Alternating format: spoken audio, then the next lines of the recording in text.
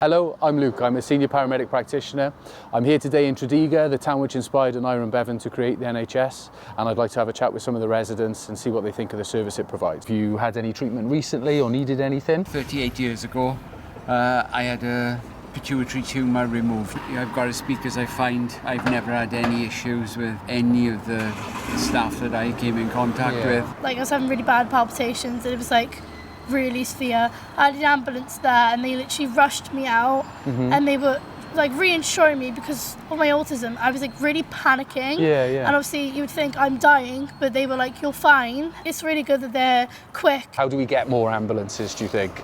The government to actually pay out towards it. It all depends down to the unis, doesn't it, and med schools and whatever. Maybe if they lowered the price on the courses, more people will probably Will maybe bring more people in? I do feel that there's a lot more money should be put into the National Health Service more than anything else, really.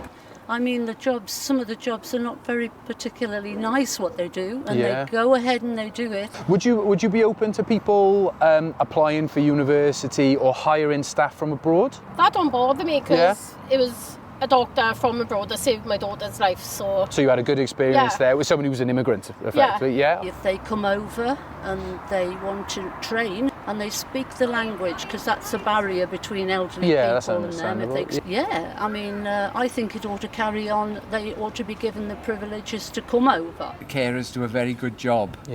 Underappreciated at times, very underappreciated, and to force them to have to apply for their immigration status,